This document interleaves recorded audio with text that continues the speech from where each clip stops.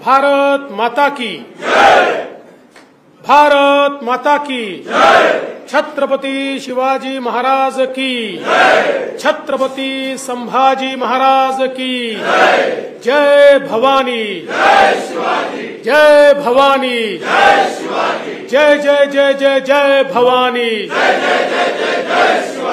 जय जय जय जय जय शिवाजी हिंदवी स्वराज्याचे सरसंस्थापक छत्रपती शिवरायांना मानाचा मुजरा करतो। भारतीय राज्यघटनेचे शिल्पकार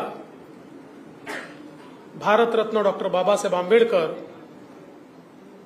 यांना मानवंदना अर्पित करतो। भारतीय जनता पार्टी विधिमंडळ गटाच्या बैठकीमध्ये मंचावर उपस्थित असलेले आपले अध्यक्ष चंद्रशेखर बावनकुळेजी, मुंबईचे आपले अध्यक्ष आणि मुख्य प्रतोद आशिष शेलारजी, आपले ज्येष्ठ मंत्री सुधीर मुनगंटीवारजी, प्रवीण दरेकरजी, रणधीर सावरकरजी आणि या ठिकाणी उपस्थित सर्व ज्येष्ठ आमदार, विधिमंडळ गटातील दोन्ही सभागृहातील आमदार भगिनी आणि बंधूंनो, आज आपल्या विधिमंडळ गटाची ही बैठक निवडणुकीच्या पार्श्वभूमीवर आपण या ठिकाणी आयोजित केली आणि ही बैठक आयोजित करताना एकीकडे आपल्या सगळ्यांच्या मनामध्ये प्रचंड आनंद देखील आहे। कालच देशाच्या इतिहासामध्ये सलग तिसऱ्यांदा प्रधानमंत्री बनणारे, म्हणजे यापूर्वी फक्त जो रेकॉर्ड नेहरूजींच्या नावावर आहे त्याची बरोबरी करणारे, अखिल विश्वामध्ये ज्यांच्या नावाचा डंका वाजतो असे आपल्या सर्वांचे नेते माननीय नरेंद्र मोदीजी यांची एनडीएने एकमताने निवड केली आणि त्यांचं अभिनंदन करण्याकरता आज आपण सगळे या ठिकाणी एकत्रित आलोत। आणि हे खरं आहे की एकीकडे जसा आनंद आपल्याला आहे की देशामध्ये लोकांनी पुन्हा मोदीजींवर आणि एनडीएवर विश्वास दाखवला, त्याचवेळी निश्चितपणे आपल्या मनात ही सल देखील आहे की मोदीजींच्या यशामध्ये सिंहाचा वाटा 14 आणि 19 मध्ये आपला होता, यावेळी तो वाटा आपण उचलू शकलो नाही। आणि म्हणून एकदा पुनरावलोकन व्हावं आणि नव्याने आपल्याला स्ट्रॅटेजी तयार करता यावी, या दृष्टीने देखील आजची बैठक महत्वाची आहे। आणि त्यासोबत खरं म्हणजे आपण सगळ्यांनी हा निर्धार केलाय की महाराष्ट्रामध्ये जे काही अपेक्षित यश आलं नाही त्याची कारणं त्या ठिकाणी शोधून ती कारणं कशी दूर करता येतील आणि विधानसभेच्या निवडणुकीमध्ये पुन्हा एकदा महायुतीचं सरकार कसं आणता येईल हा जो निर्धार आपण सगळ्यांनी व्यक्त केला त्याबद्दल देखील मी आपल्या सर्वांचे मनापासून आभार मानतो। खरं म्हणजे उन्हाळा संपतोय, काहिली पण संपते आहे, पावसाळा जवळ आलेला आहे आणि पाऊस पडत असताना जे पेरलं जातं सप्टेंबर, ऑक्टोबर, नोव्हेंबर तेच उगत असतं।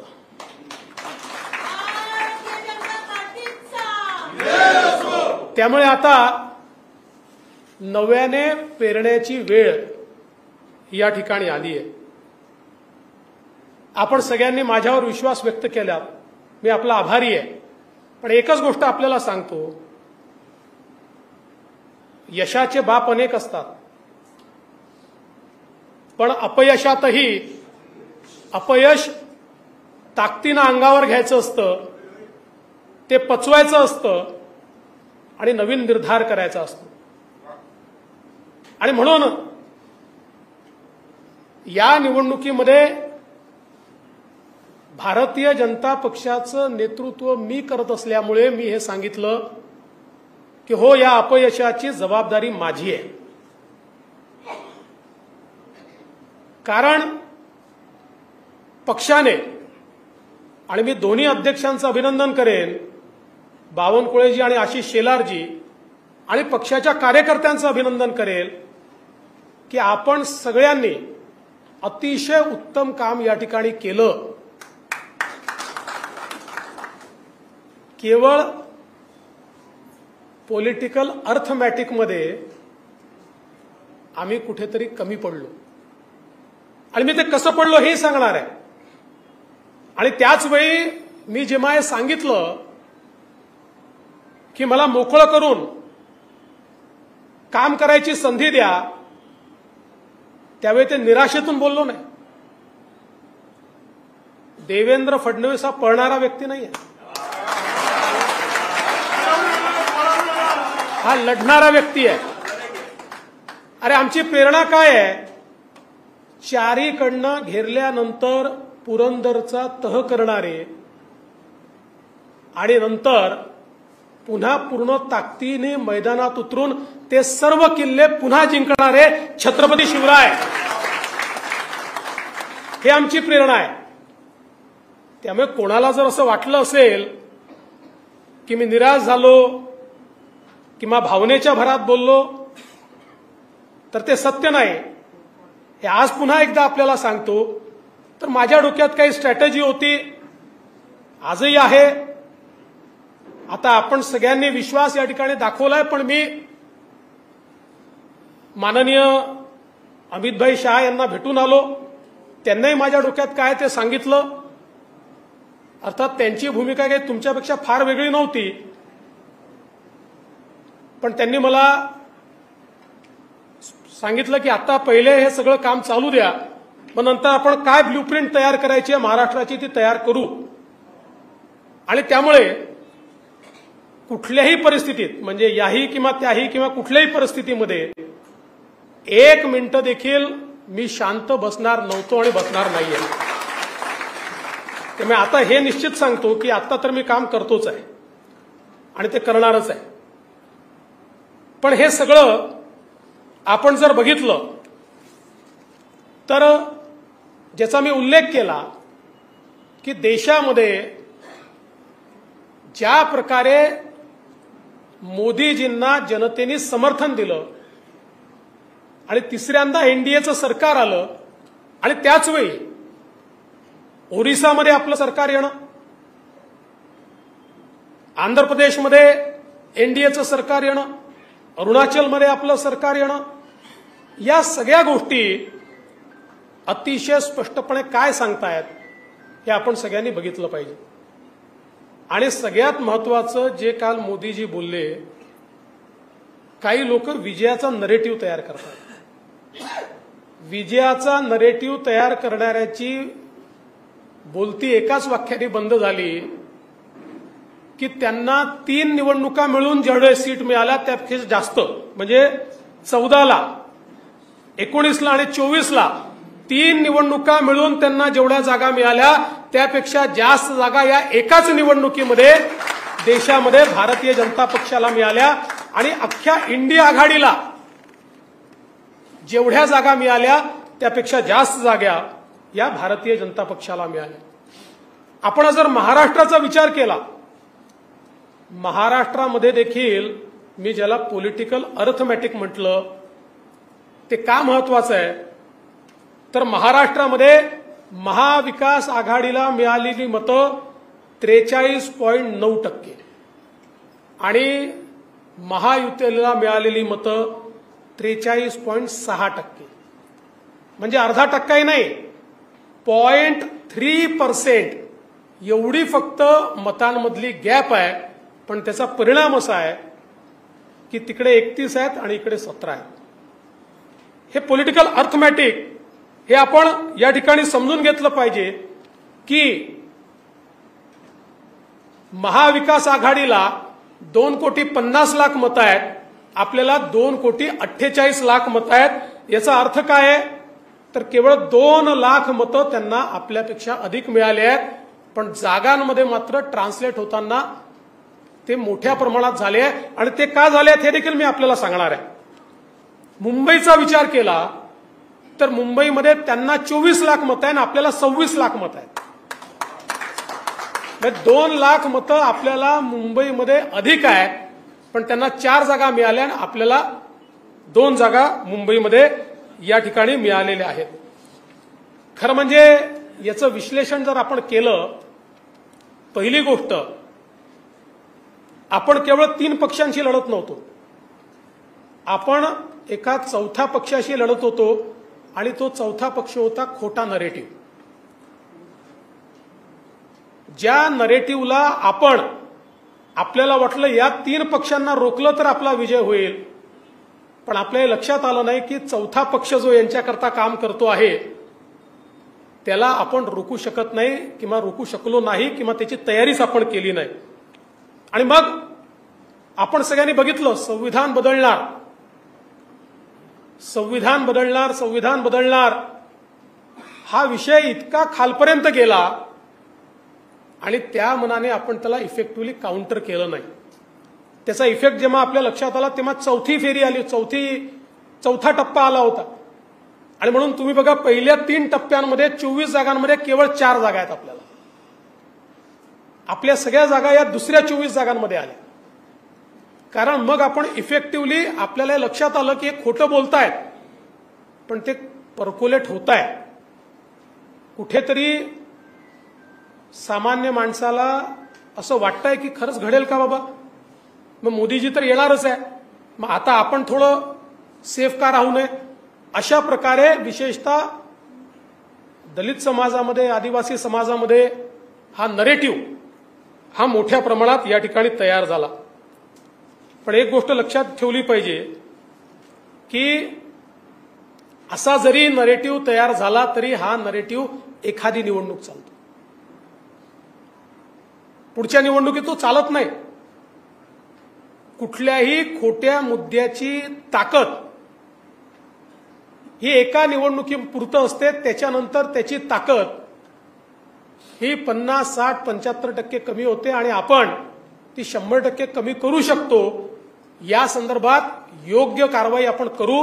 आणि मला विश्वास आहे कालच माननीय मोदीजींनी आणि मागच्याही काळात जेव्हा जेव्हा मोदीजी पंतप्रधान झाले, मोदीजींनी पहिलं काम जर काही केलं असेल तर नेता निवडीच्या आधी संविधानाची पूजा केली आहे. कालही मोदीजींनी संविधानाची पूजा केली आणि मोदीजींनी सांगितलं भारताचं संविधान हे माझ्याकरता सगळ्यात महत्वाचं आहे.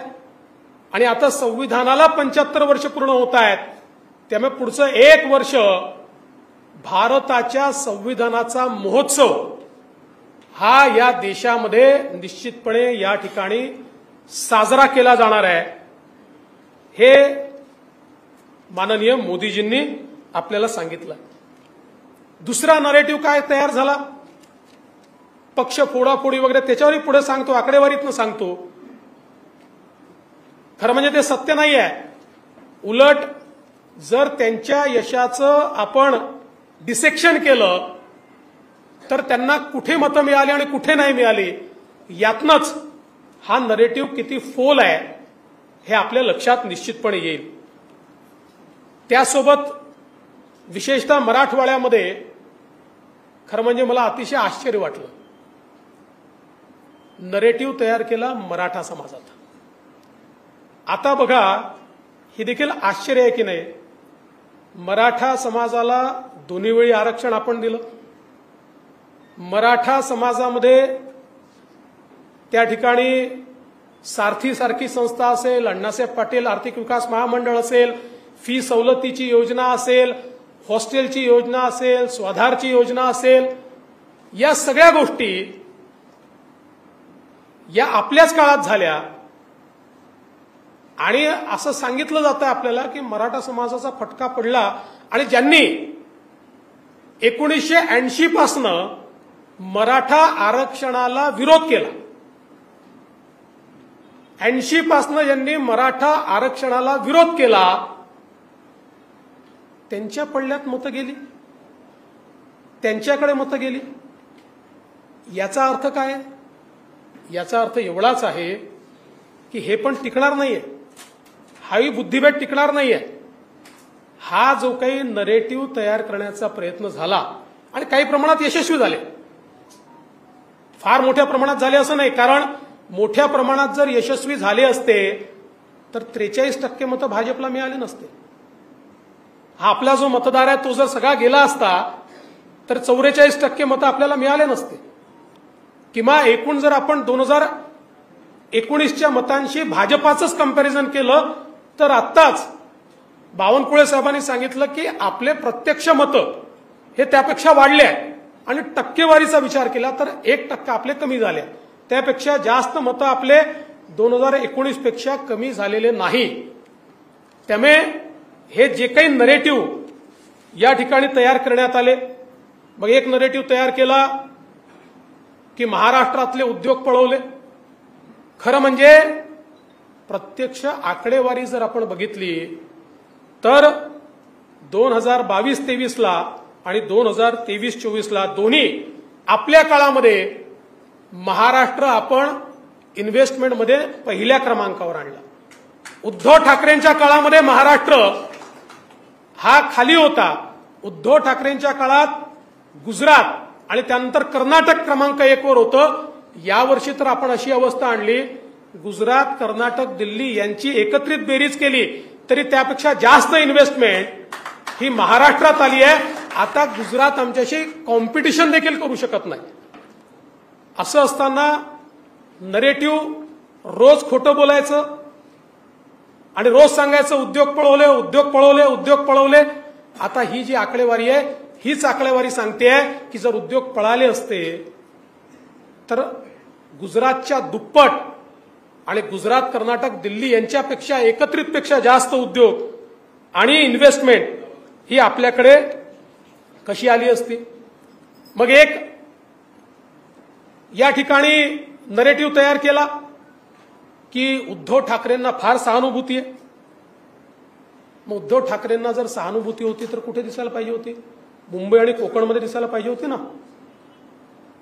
ठाण्यापासनं तर कोकणच्या शेवटच्या टोकापर्यंत उद्धव ठाकरेंची एकही जागा नाही.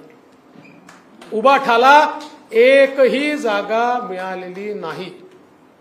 कोकणात उबाठा नाही, ठाणे जिल्ह्यात उबाठा नाही, पालघर जिल्ह्यात उबाठा नाही, रत्नागिरी, सिंधुदुर्ग, रायगड, ठाणे आणि पालघर यात उबाठाला एकही जागा मिळालेली नाही.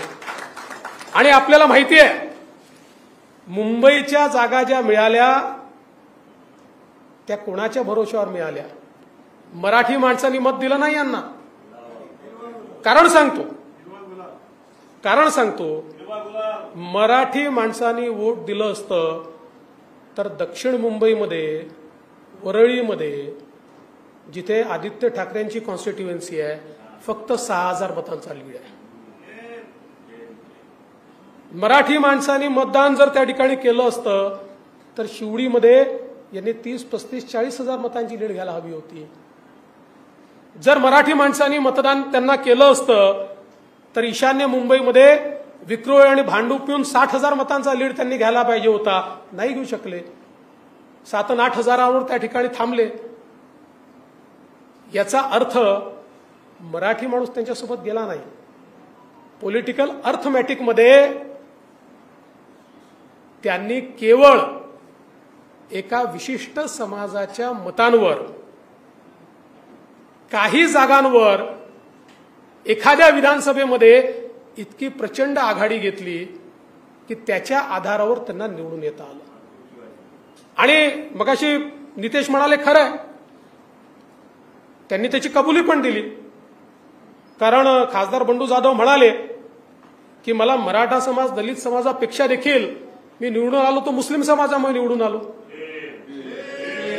हे त्यांचं वक्तव्य आपण सगळ्यांनी ऐकलंय. त्यामुळे एकूणच जर आपण बघितलं तर मुंबई MMR रिजन किंवा कोकणामध्ये या ठिकाणी उबाठाला लोकांनी हद्दपारच केलाय, हे देखील आपण लक्षात घेतलं पाहिजे. आता आपण बघा, ज्या जागा आपण हारलोय त्या ठिकाणी जी मुंबई मध्य उत्तर जागा होती 1% कमी मतांनी हारलो. ईशान्य मुंबई 3% कमी मतांनी हारलो. अमरावती सारख्या जागा 3% कमी मतांनी हारलो.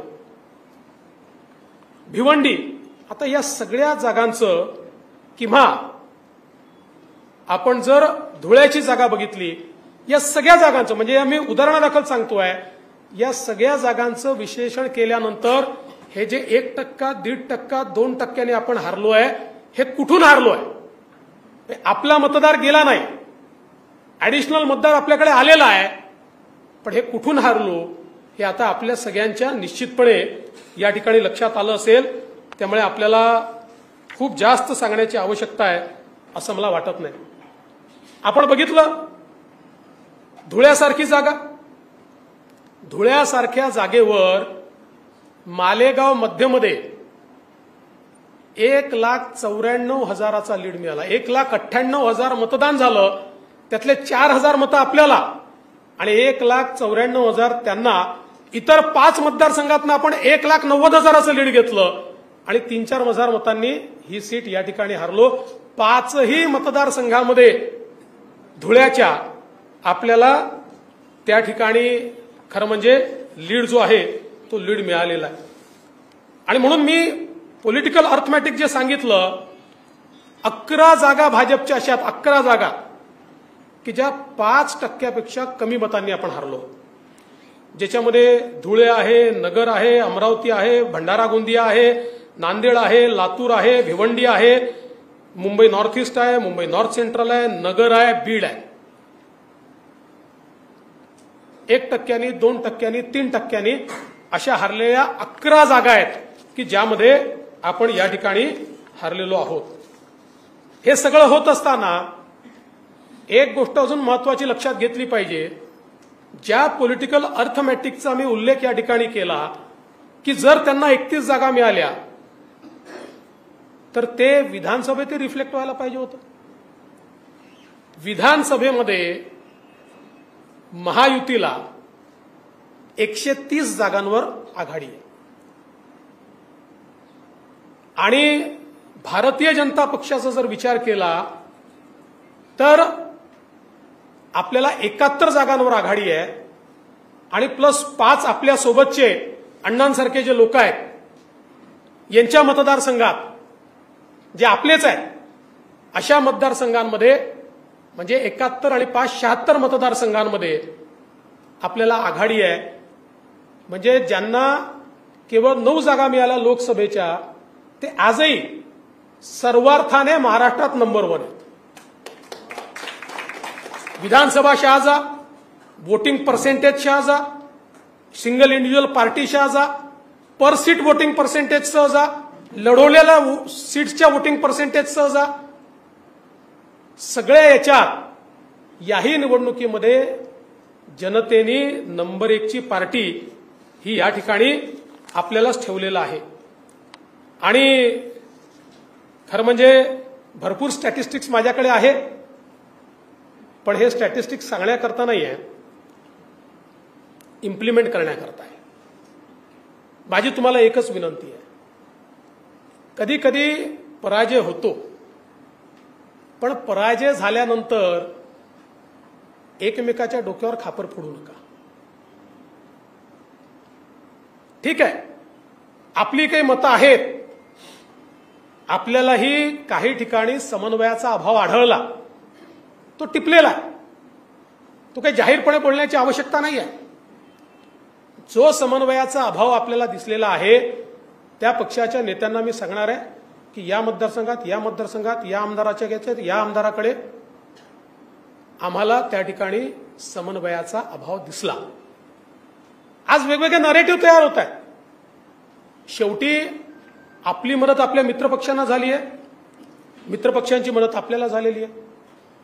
आज आपण जर बघितलं तर शिवसेनेसारखा आपला जो काही जीवाभावाचा मित्र आहे, शिवसेनेच्या ज्या काही 7 जागा निवडून आलेल्या आहेत, आज बुलढाणासारख्या जागेवर संजय कुटे, आकाश कुंडकर यांच्या मतदारसंघातली मतं तुम्ही बघा.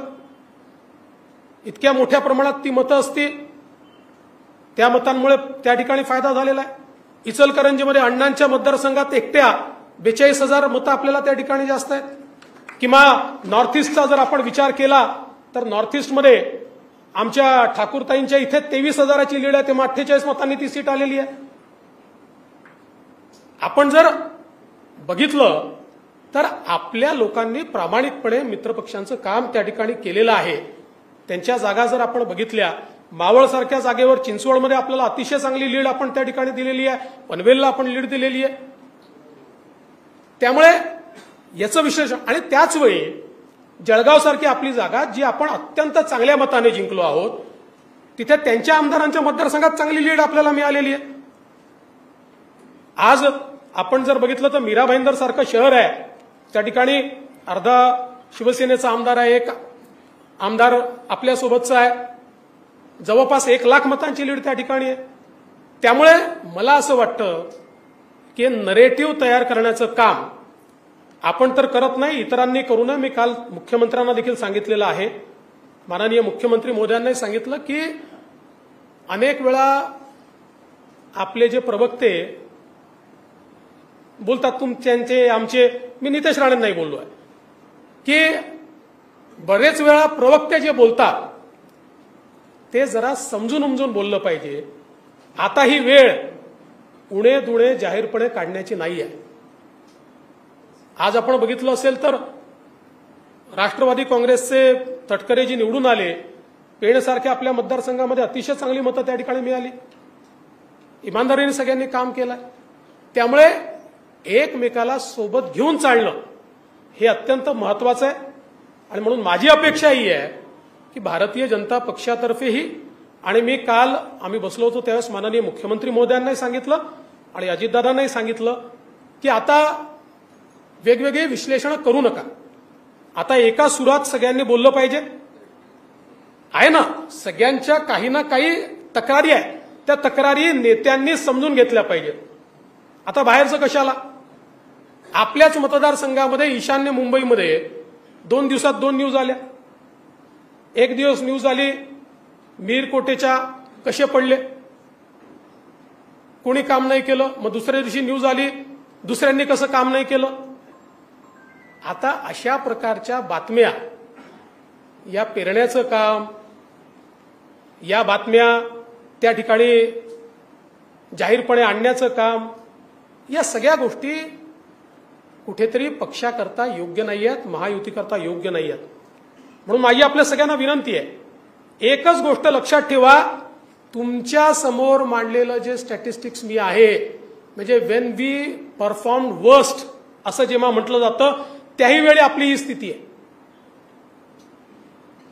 130 जागा, खरं म्हणजे ते थोडं कन्फ्युजन, 133 जागा होतील कदाचित त्या. म्हणजे अशाही परिस्थितीमध्ये आम्ही इतक्या जागांवर जर पुढे आहोत तर विधानसभेमध्ये हे बदलणं कठीण नाही आहे. कारण मी सांगितलं, खोट्या नरेटिव्हची जी काही लाईफ असते ती संपली आहे. ताकदीनं आपण पुढे गेलो तर मला विश्वास आहे, 100% विश्वास आहे की या विधानसभेमध्ये किती मतांचा फरक करायचा आहे, 3-3.5% मतं. 51% करता 3-3.5% मतांचा फरक करायचा आहे. सगळ्यांनी ताकद लावली तर आपली ताकद नाही का 3-3.5% मतं बदलवायची.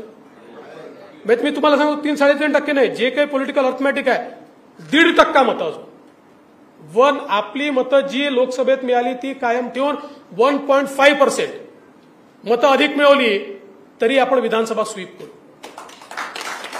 आणि म्हणून मला असं वाटतं, एकीकडे हा आनंद निश्चित आपण मनवला पाहिजे की माननीय मोदीजी देशाचे तिसऱ्यांदा प्रधानमंत्री होत आहेत आणि काल त्यांनी सांगितलं आहे पहिले 10 वर्ष हा ट्रेलर होता, असली पिक्चर अभी बाकी आहे. आणि मला विश्वास आहे की आपण सगळे पूर्ण ताकदीने मैदानात उतरू, आपल्या मित्रांना घेऊन मैदानात उतरू. माननीय मुख्यमंत्री एकनाथराव शिंदेजी असतील, अजितदादा असतील, सगळे मिळून मैदानात उतरू आणि पुन्हा एकदा मैदान फत्ते करू, हा मला विश्वास आहे. आपण सगळ्यांनी मिळून जो विश्वास माझ्यावर दाखवला, मी त्याबद्दल आपल्या सगळ्यांचे आभार मानतो. खरं म्हणजे तो तुम्ही दाखवला नसतात तरी मला हे माहितीच होतं की तुमचं विश्वास आणि प्रेम माझ्यावर आहे. फक्त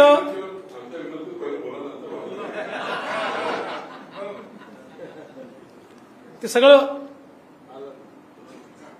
असं आहे की भारतीय जनता पार्टी एक आपली प्रक्रिया आहे, योग्य वेळी योग्य गोष्टी करू. आज मी तुम्हाला एवढं नक्की सांगतो की मी ज्या दिवशी निवडणूक संपली त्याच्या दुसऱ्या दिवशी कामाला लागलेलो आहे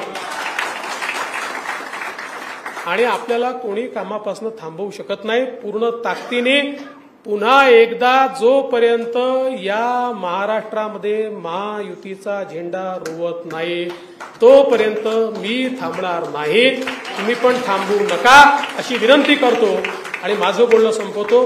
धन्यवाद. जय हिंद, जय महाराष्ट्र.